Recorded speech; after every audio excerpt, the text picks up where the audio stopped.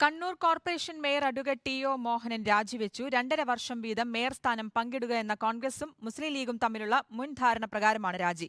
Congress mayor പദവി വിട്ട് നൽകാൻ മടിച്ചിരുന്നെങ്കിലും മുസ്ലിം ലീഗ് സംസ്ഥാന നേതൃത്വം ആവശ്യത്തിൽ ഉറച്ചുനിന്നതോടെയാണ് 3 വർഷത്തിന് ശേഷം മേയർ രാജിവെച്ചത്. മുസ്ലിം ലീഗിന്റെ മേയർ സ്ഥാനാർത്ഥി ആരാകണമെന്ന കാര്യത്തിൽ തീരുമാനമെടുത്തിട്ടില്ലെന്ന് ലീഗ് ജില്ലാ നേതൃത്വവും വ്യക്തമാക്കി.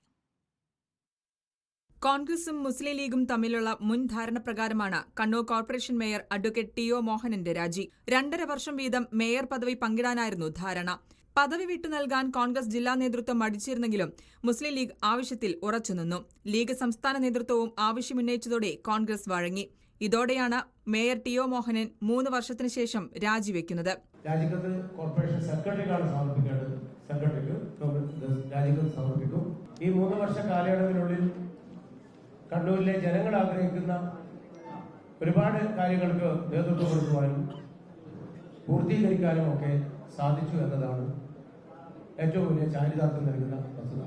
മുസ്ലിം ലീഗ് മേയർ സ്ഥാനാർത്ഥി ആരാണെന്ന കാര്യത്തിൽ ലീഗ് തീരുമാനമെടുത്തിട്ടില്ല. പാർലമെന്ററി പാർട്ടി നേതാവ് മുസ്ലിഹർ മാടത്തിലും ഡെപ്യൂട്ടി മേയർ ഷബീന ടീച്ചറുമാണ് ലീഗിന്റെ പരിഗണനയിലുള്ളത്. ആരായാലും 2 വർഷമായിരിക്കും പുതിയ മേയർക്ക് ലഭിക്കുക. സീറ്റ് എണ്ണത്തിലും കോർപ്പറേഷൻ പരിധിയിലെ സ്വാധീനത്തിലും നിർണായക ശക്തി അല്ലാതിരുന്നിട്ടും ലീഗിന് മേയർ സ്ഥാനം വിട്ടുനൽകുന്നതിൽ ജില്ലയിലെ കോൺഗ്രസിനകത്ത് 2 അഭിപ്രായമുണ്ട്. മുസ്ലിം ലീഗിന്റെ ആവശ്യത്തിന് കോൺഗ്രസ് വഴങ്ങുന്നത് UDF രാഷ്ട്രീയത്തിലെ ദിശാസൂചന കൂടിയായി കാണേണ്ടിവരും. റിപ്പോർട്ടർ, കണ്ണൂർ.